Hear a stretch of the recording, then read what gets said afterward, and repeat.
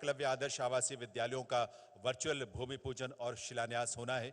मैं निवेदन करूंगा माननीय प्रधानमंत्री महोदय से कि वे रिमोट का बटन दबाकर रतलाम जिले के बाजना में बनने वाले एकलव्य विद्यालय की आधारशिला रखने की कृपा करें और आप सबका आशीष और शुभकामनाएं आपकी करतल ध्वनि के रूप में जरूर मिलनी चाहिए इस महत्वपूर्ण शुरुआत के लिए। मध्य प्रदेश सहित देश के तमाम हिस्सों में ये आज प्रक्रिया जारी है और हमारे माननीय गणमान्य विभूति अलग अलग स्थलों पर मौजूद हैं, देश में अलग अलग कार्यस्थलों पर। और अब समय है जब मैं उस विभूति से जिन्होंने इस देश का नेतृत्व किया, इस देश का गौरव बढ़ाया, पूरी दुनिया में जिन्हें उम्मीद भरी आशा भरी दृष्टि से इसलिए देखा जाता है कि वे मानव कल्याण के लिए एक समर्पित नेतृत्व के रूप में दुनिया के सामने उपस्थित हैं। मैं प्रार्थना करूंगा ऐसे यशस्वी प्रधानमंत्री भारत के माननीय नरेंद्र मोदी जी से कि वे आपकी करतल ध्वनि के साथ उत्साह और जोश से भरी तालियों के साथ माननीय प्रधानमंत्री महोदय से निवेदन, उनके उद्बोधन के लिए, उनके संबोधन के लिए देव सज्जनों।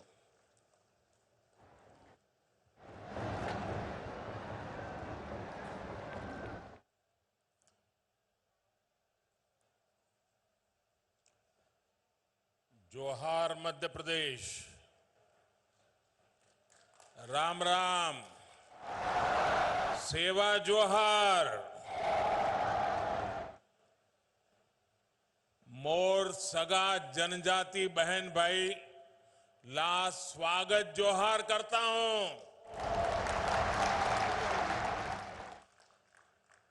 तमारो स्वागत करूं। तमाम साम किकम छो।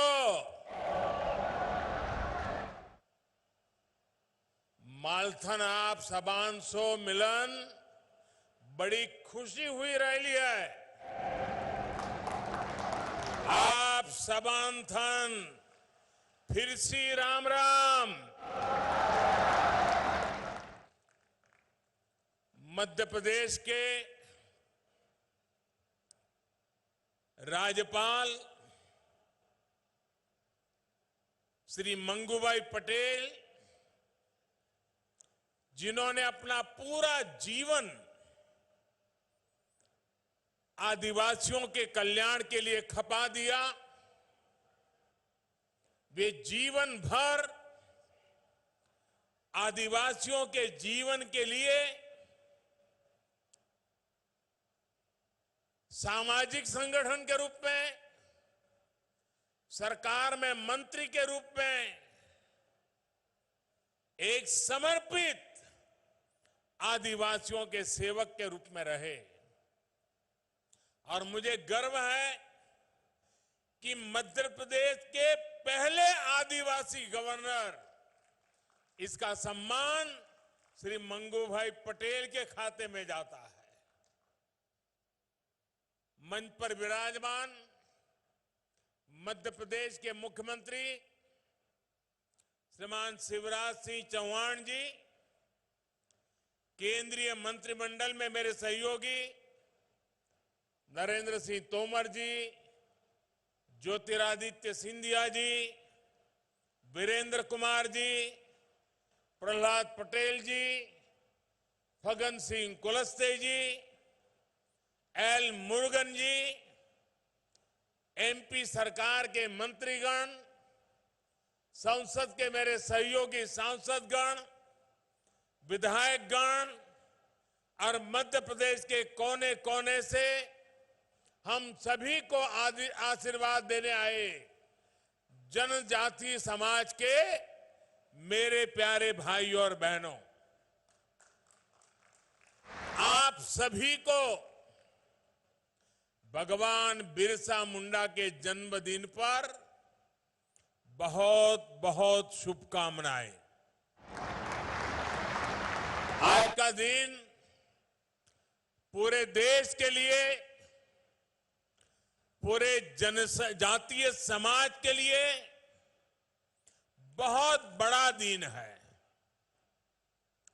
आज भारत अपना पहला जनजातीय गौरव दिवस मना रहा है। आजादी के बाद देश में पहली बार इतने बड़े पैमाने पर पूरे देश के जनजातीय समाज की कला, संस्कृति, स्वतंत्रता आंदोलन और राष्ट्र निर्माण में उनके योगदान को गौरव के साथ याद किया जा रहा है, उन्हें सम्मान दिया जा रहा है। आजादी के अमृत महोत्सव में इस नए संकल्प के लिए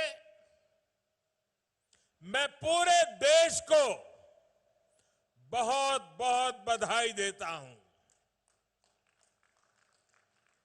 मैं आज यहां मध्य प्रदेश के जनजातीय समाज का आभार भी व्यक्त करता हूं।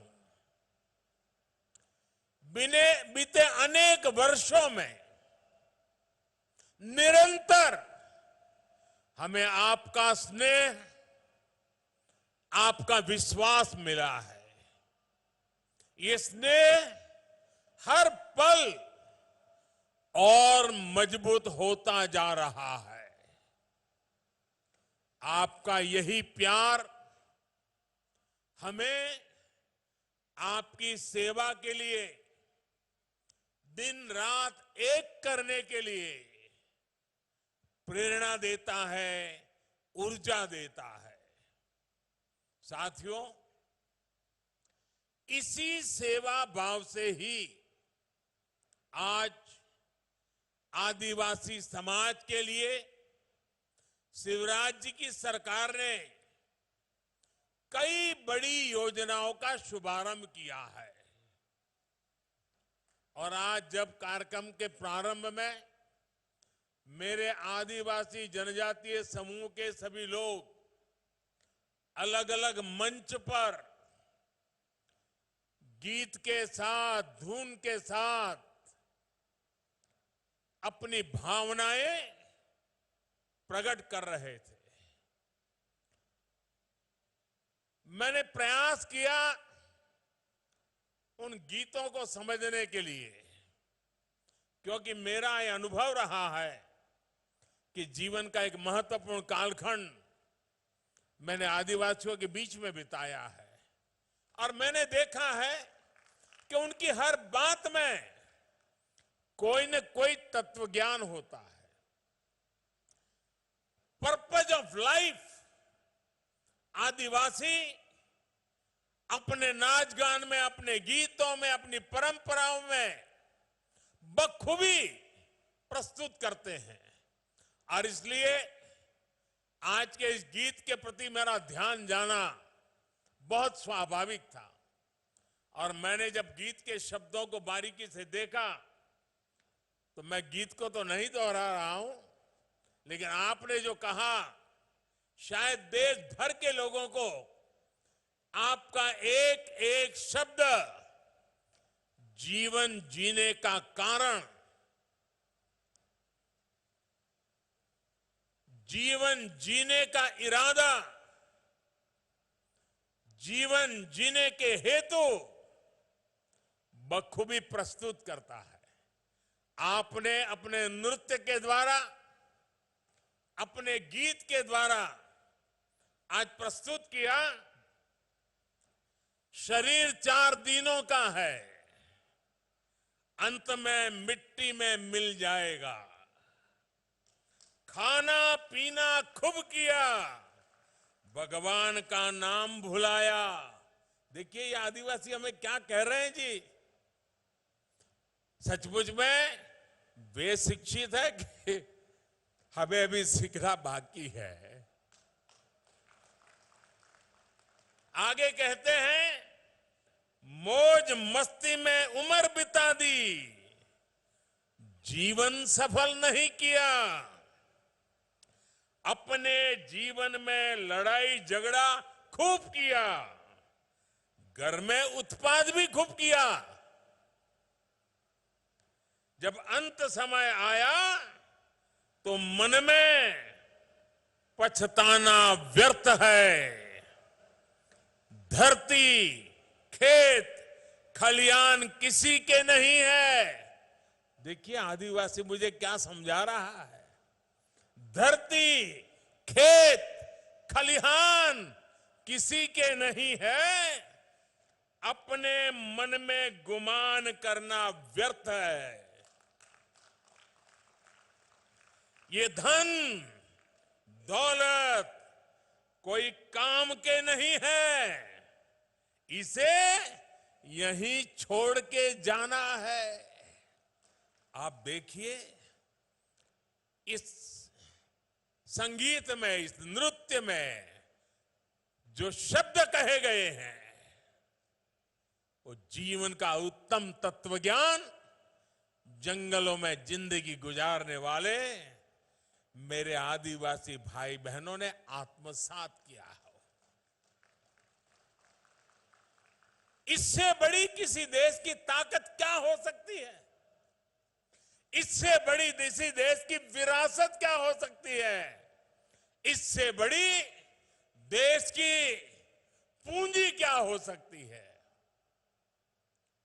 साथियों, इसी सेवा भाव से ही आज आदिवासी समाज के लिए शिवराज जी की सरकार ने कई बड़ी योजनाओं का शुभारंभ किया है।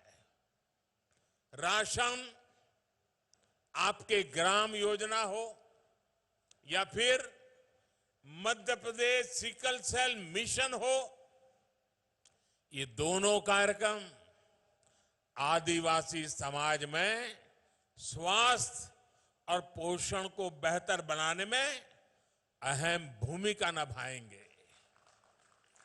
मुझे इसका भी संतोष है कि प्रधानमंत्री गरीब कल्याण अन्न योजना के तहत मुफ्त राशन मिलने से कोरोना काल में गरीब आदिवासी परिवारों को इतनी बड़ी मदद मिली।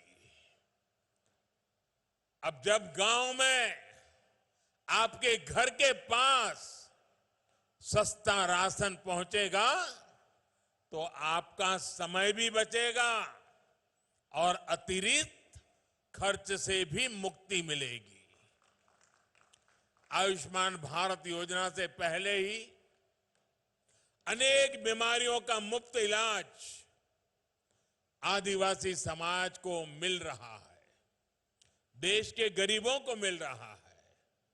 मुझे खुशी है कि मध्य प्रदेश में जनजातीय परिवारों में तेजी से मुफ्त टीकाकरण भी हो रहा है। दुनिया के पढ़े लिखे देशों में भी टीकाकरण को लेकर के सवालिया निशान लगाने की खबरें आती हैं, लेकिन मेरा आदिवासी भाई बहन टीकाकरण के महत्व को समझता भी है, स्वीकारता भी है और देश को बचाने में अपनी भूमिका अदा कर रहा है। इससे बड़ी समझदारी क्या होती है? 100 साल की सबसे बड़ी महामारी से सारी दुनिया लड़ रही है। सबसे बड़ी महामारी से निपटने के लिए जनजातीय समाज के सभी साथियों का वैक्सीनेशन के लिए आगे बढ़कर आना सचमुच में यह अपने आप में गौरवपूर्ण घटना है। पढ़े लिखे शहरों में रहने वाले लोगों ने मेरे इन आदिवासी भाइयों से बहुत कुछ सीखने जैसा है। साथियों, आज यहां भोपाल आने से पहले मुझे रांची में झारखंड भगवान बिरसा मुंडा स्वतंत्रता सेनानी म्यूजियम का लोकार्पण करने का सौभाग्य मिला है। आजादी की लड़ाई में जनजातीय नायक नायिकाओं की वीर गाथाओं को देश के सामने लाना, उसे नई पीढ़ी से परिचित कराना हमारा कर्तव्य है।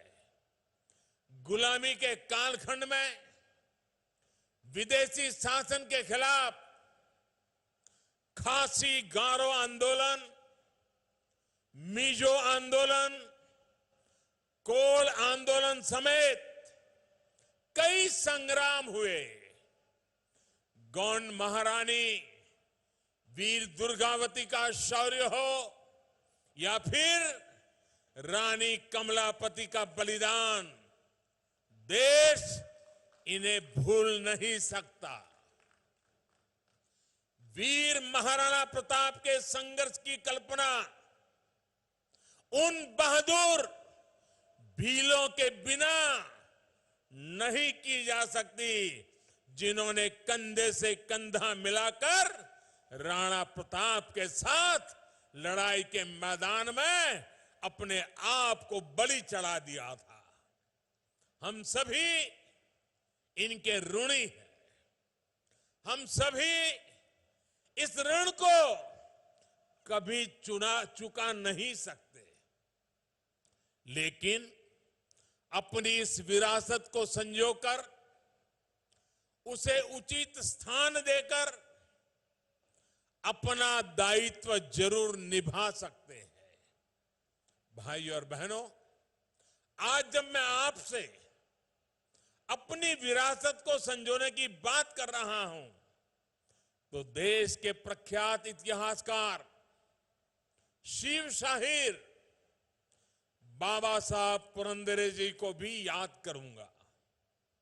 आज ही सुबह पता चला वे हमें छोड़ करके चले गए, उनका देहावसान हुआ है। पद्म विभूषण बाबा साहब पुरंदरे जी ने छत्रपति शिवाजी महाराज के जीवन को, उनके इतिहास को सामान्य जन तक पहुंचाने में जो योगदान दिया है वो अमूल्य है। यहां की सरकार ने उन्हें कालिदास पुरस्कार भी दिया था। छत्रपति शिवाजी महाराज के जिन आदर्शों को बाबा साहब पुरंदरे जी ने देश के सामने रखा, वो आदर्श हमें निरंतर प्रेरणा देते रहेंगे। मैं बाबा साहब पुरंदरे जी को अपनी भावभीनी श्रद्धांजलि देता हूं। साथियों, आज जब हम राष्ट्रीय मंचों से राष्ट्र निर्माण में जनजातीय समाज के योगदान की चर्चा करते हैं, तो कुछ लोगों को जरा हैरानी होती है। ऐसे लोगों को विश्वास ही नहीं होता कि जनजातीय समाज का भारत की संस्कृति को मजबूत करने में कितना बड़ा योगदान रहा है। इसकी वजह यह है कि जनजातीय समाज के योगदान के बारे में या तो देश को बताया ही नहीं गया, अंधेरे में रखने की भरपूर कोशिश की गई, और अगर बताया भी गया तो बहुत ही सीमित दायरे में जानकारी दी गई। ऐसा इसलिए हुआ क्योंकि आजादी के बाद दशकों तक जिन्होंने देश में सरकार चलाई, उन्होंने अपनी स्वार्थ भरी राजनीति को ही प्राथमिकता दी। देश की आबादी का करीब करीब 10% होने के बावजूद दशकों तक जनजातीय समाज को, उनकी संस्कृति, उनके सामर्थ्य को पूरी तरह नजरअंदाज कर दिया गया। आदिवासियों का दुख, उनकी तकलीफ, बच्चों की शिक्षा, आदिवासियों का स्वास्थ्य उन लोगों के लिए कोई मायने नहीं रखता था। साथियों, भारत की सांस्कृतिक यात्रा में जनजातीय समाज का योगदान अटूट रहा है। आप ही बताइए, जनजातीय समाज के योगदान के बिना क्या प्रभु राम के जीवन में सफलताओं की कल्पना की जा सकती है? बिल्कुल नहीं। वनवासियों के साथ बिताए समय ने एक राजकुमार को मर्यादा पुरुषोत्तम राम बनाने में अहम योगदान दिया है। वनवास के उसी कालखंड में प्रभु राम ने वनवासी समाज की परंपरा, रीति रिवाज, रहन सहन के तौर तरीके, जीवन के हर पहलू से प्रेरणा पाई थी। साथियों, आदिवासी समाज को उचित महत्व ना देकर, प्राथमिकता ना देकर पहले की सरकारों ने जो अपराध किया है, उस पर लगातार बोला जाना आवश्यक है। हर मंच पे चर्चा होना जरूरी है। जब दशकों पहले मैंने गुजरात में अपने सार्वजनिक जीवन की शुरुआत की थी, तभी से मैं देखता आया हूं कि कैसे देश में कुछ राजनीतिक दलों ने सुख सुविधा और विकास के हर संसाधन से आदिवासी समाज को वंचित रखा। अभाव बनाए रखते हुए चुनाव के दौरान उन्हीं अभावों की पूर्ति के नाम पर बार बार वोट मांगे गए, सत्ता पाई गई, लेकिन जनजातीय समुदाय के लिए जो करना चाहिए था, जितना करना चाहिए था और जब करना चाहिए था, ये कम पड़ गए, नहीं कर पाए, असहाय छोड़ दिया समाज को। गुजरात का मुख्यमंत्री बनने के बाद मैंने वहां पर जनजातीय समाज में स्थितियों को बदलने के लिए बहुत सारे अभियान शुरू किए थे। जब देश ने मुझे 2014 में आप सब देशवासियों की सेवा का मौका दिया, तो मैंने जनजातीय समुदाय के हितों को अपनी सर्वोच्च प्राथमिकता में रखा। भाई और बहनों, आज सही मायने में आदिवासी समाज के हर साथी को देश के विकास में उचित हिस्सेदारी और भागीदारी दी जा रही है। और चाहे गरीबों के घर हो, शौचालय हो, मुफ्त बिजली और गैस कनेक्शन हो, स्कूल हो, सड़क हो, मुफ्त इलाज हो, ये सब कुछ जिस गति से देश के बाकी हिस्से से हो रहा है, उसी गति से आदिवासी क्षेत्रों में भी हो रहा है। बाकी देश के किसानों के बैंक खाते में अगर हजारों करोड़ रुपए सीधे पहुंच रहे हैं, तो आदिवासी क्षेत्रों के किसानों को भी उसी समय मिल रहे हैं। आज अगर देश के करोड़ों करोड़ परिवारों को शुद्ध पीने का पानी पाइप से घर घर पहुंचाया जा रहा है, तो ये उसी इच्छा शक्ति के साथ उतनी ही स्पीड से आदिवासी परिवारों तक भी पहुंचाने का काम तेज गति से चल रहा है। वरना इतने वर्षों तक जनजातीय क्षेत्रों की बहन बेटियों को पानी के लिए कितना परेशान होना पड़ता था। मुझसे ज्यादा आप लोग इसको भली भांति जानते हैं। मुझे खुशी है कि जल जीवन मिशन के तहत मध्य प्रदेश के ग्रामीण इलाकों में 30 लाख परिवारों को अब नल से जल मिलना शुरू हो गया है। और इसमें भी ज्यादातर हमारे आदिवासी इलाकों की ही है।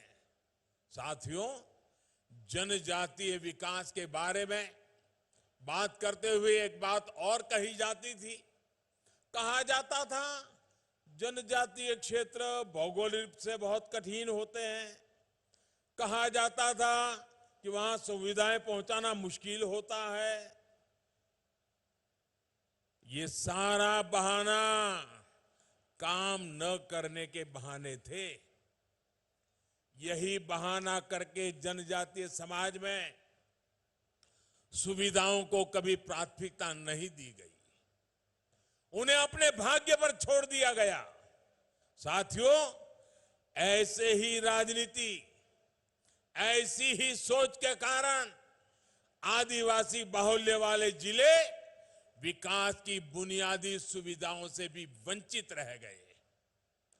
अब कहां तो इनके विकास के लिए कोशिशें होनी चाहिए थी, लेकिन इन जिलों पर पिछड़े होने का एक टैग लगा दिया गया। भाई और बहनों, कोई राज्य, कोई जिला, कोई व्यक्ति, कोई समाज विकास की दौड़ में पीछे नहीं रहना चाहिए। हर व्यक्ति, हर समाज आकांक्षी होता है, उसके सपने होते हैं। सालों साल वंचित रखे गए इन्हीं सपनों, इन्हीं आकांक्षाओं को उड़ान देने की कोशिश आज हमारी सरकार की प्राथमिकता है। आपके आशीर्वाद से आज उन 100 से अधिक जिलों में विकास की आकांक्षाओं को पूरा किया जा रहा है। आज जितनी भी कल्याणकारी योजनाएं केंद्र सरकार बना रही है, उनमें आदिवासी समाज बाहुल्य आकांक्षी जिलों को प्राथमिकता दी जा रही है। आकांक्षी जिले या फिर ऐसे जिले जहां अस्पतालों का अभाव है, वहां 150 से अधिक मेडिकल कॉलेज स्वीकृत किए जा चुके हैं। साथियों, देश का जनजातीय क्षेत्र संसाधनों के रूप में, संपदा के मामले में हमेशा समृद्ध रहा है, लेकिन जो पहले सरकार में रहे वो इन क्षेत्रों के दोहन की नीति पर चले। हम इन क्षेत्रों के सामर्थ्य के सही इस्तेमाल की नीति पर चल रहे हैं। आज जिस जिले में जो भी प्राकृतिक संपदा राष्ट्र के विकास के लिए निकलती है, उसका एक हिस्सा उसी जिले के विकास में लगाया जा रहा है। डिस्ट्रिक्ट मिनरल फंड के तहत राज्यों को करीब करीब 50,000 करोड़ रुपए मिले हैं, जो उसी क्षेत्र के लिए खर्च करने हैं। आज आपकी संपदा आपके ही काम आ रही है, आपके बच्चों के काम आ रही है। अब तो खनन से जुड़ी नीतियों में भी हमने ऐसे बदलाव किए हैं जिससे जनजातीय क्षेत्रों में ही रोजगार की व्यापक संभावनाएं बने। भाई और बहनों, आजादी का यह अमृतकाल आत्मनिर्भर भारत के निर्माण का काल है। भारत की आत्मनिर्भरता जनजातीय भागीदारी के बिना संभव नहीं है। आपने देखा होगा, अभी हाल में पद्म पुरस्कार दिए गए हैं। जनजातीय समाज से आने वाले साथी जब राष्ट्रपति भवन पहुंचे, पैर में जूते भी नहीं थे। सारी दुनिया देख करके दंग रह गई, हैरान रह गई। आदिवासी और ग्रामीण समाज में काम करने वाले ये देश के असली हीरो है, असली हीरो है। यही तो हमारे डायमंड है, यही तो हमारे हीरे हैं। भाई और बहनों, जनजातीय समाज में प्रतिभा की कमी, कभी कोई कमी नहीं रही है, लेकिन दुर्भाग्य से पहले की सरकारों में आदिवासी समाज को अवसर देने के लिए जो जरूरी राजनीतिक इच्छा शक्ति चाहिए ना, कुछ नहीं था, बहुत कम थी। सृजन आदिवासी परंपरा का हिस्सा है।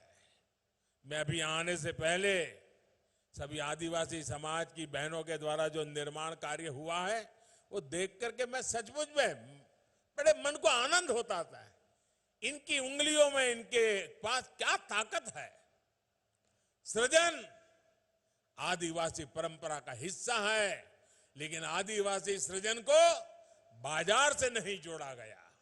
आप कल्पना कर सकते हैं, बांस की खेती जैसी छोटी और सामान्य सी चीज को कानूनों के मकड़ जाल में फंसा कर रखा गया था। क्या हमारे जनजातीय भाइयों बहनों के ये हक नहीं था कि वो बांस की खेती कर बांस खेती कर करके बेच करके उससे पैसा कमा सके। हमने वन कानूनों में बदलाव कर इस सोच को ही बदल दिया।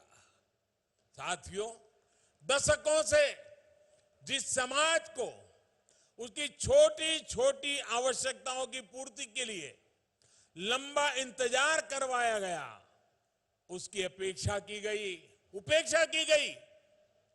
अब उसको आत्मनिर्भर बनाने के लिए निरंतर प्रयास किया जा रहा है। लकड़ी और पत्थर की कलाकारी तो आदिवासी समाज सदियों से कर रहा है, लेकिन अब उनके बनाए उत्पादों को नया मार्केट उपलब्ध कराया जा रहा है। ट्राइफेड पोर्टल के माध्यम से जनजातीय कलाकारों के उत्पाद देश और दुनिया के बाजारों में ऑनलाइन भी बिक रहे हैं। जिस मोटे अनाज को कभी दोयम नजर से देखा जाता था, वो भी आज भारत का ब्रांड बन रहा है। साथियों, वन धन योजना हो, वनोपज को एमएसपी के दायरे में लाना हो, या बहनों की संगठन शक्ति को नई ऊर्जा देना, ये जनजातीय क्षेत्रों में अभूतपूर्व अवसर पैदा कर रहे हैं। पहले की सरकारें सिर्फ 8-10 वन उपजों पर एमएसपी दिया करती थी। आज हमारी सरकार करीब करीब 90 वन उपजों पर एमएसपी दे रही है। कहां 9-10 और कहां 90। हमने 2500 से अधिक वन धन विकास केंद्रों को 37,000 से अधिक वन धन सेल्फ हेल्प ग्रुपों से जोड़ा गया है। इनसे आज लगभग 7.5 लाख साथी जुड़े हैं। उनको रोजगार और स्वरोजगार मिल रहा है। हमारी सरकार ने जंगल की जमीन को लेकर भी पूरी संवेदनशीलता के साथ कदम उठाए हैं। राज्यों में लगभग 20 लाख जमीन के पट्टे देकर हमने लाखों जनजातीय साथियों की बहुत बड़ी चिंता दूर की है। भाइयों और बहनों, हमारी सरकार आदिवासी युवाओं की शिक्षा और कौशल पर विशेष बल दे रही है। एकलव्य मॉडल रेसिडेंशियल स्कूल आज जातीय क्षेत्रों में शिक्षा की नई ज्योति जागृत कर रही है। आज मुझे यहां 50 एकलव्य मॉडल रेसिडेंशियल स्कूलों के शिलान्यास का अवसर मिला है। हमारा लक्ष्य देश भर में ऐसे लगभग 750 स्कूल खोलने का है। इनमें से अनेकों एकलव्य स्कूल ऑलरेडी शुरू हो चुके हैं। 7 साल पहले हर छात्र पर सरकार लगभग 40,000 रुपए खर्च करती थी। वो आज बढ़कर 1 लाख रुपए से अधिक हो चुका है। इससे जनजातीय छात्र छात्राओं को और अधिक सुविधा मिल रही है। केंद्र सरकार हर साल लगभग 30 लाख जनजातीय युवाओं को स्कॉलरशिप भी दे रही है। जनजातीय युवाओं को उच्च शिक्षा और रिसर्च से जोड़ने के लिए भी अभूतपूर्व काम किया जा रहा है। आजादी के बाद जहां सिर्फ 18 ट्राइबल रिसर्च इंस्टीट्यूट बने, वहीं सिर्फ 7 साल में 9 नए संस्थान स्थापित किए जा चुके हैं। साथियों, जनजातीय समाज के बच्चों को एक बहुत बड़ी दिक्कत पढ़ाई के समय भाषा की भी होती थी। अब नई राष्ट्रीय शिक्षा नीति में स्थानीय भाषा में पढ़ाई पर बहुत जोर दिया गया है। इसका भी लाभ हमारे जनजातीय समाज के बच्चों को मिलना तय है। भाइयों और बहनों, जनजातीय समाज का प्रयास, सबका प्रयास, यही आजादी के अमृत काल में बुलंद भारत के निर्माण की ऊर्जा है। जनजातीय समाज के आत्मसम्मान के लिए, आत्मविश्वास के लिए, अधिकार के लिए हम दिन रात मेहनत करेंगे। आज जनजातीय गौरव दिवस पर हम इस संकल्प को फिर दोहरा रहे हैं और ये जनजातीय गौरव दिवस जैसे हम गांधी जयंती मनाते हैं, जैसे हम सरदार पटेल की जयंती मनाते हैं, जैसे हम बाबा साहब अम्बेडकर की जयंती मनाते हैं, वैसे ही भगवान बिरसा मुंडा की 15 नवंबर की जयंती हर वर्ष जनजातीय गौरव दिवस के रूप में पूरे देश में मनाई जाएगी। एक बार फिर आप सभी को बहुत बहुत शुभकामनाएं।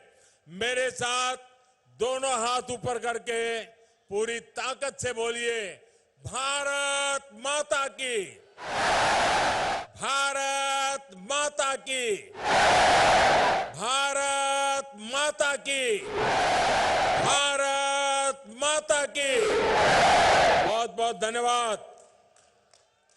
बहुत बहुत आभार माननीय प्रधानमंत्री महोदय का। उनकी उपस्थिति, उनके स्नेह, उनके सानिध्य, उनके मार्गदर्शन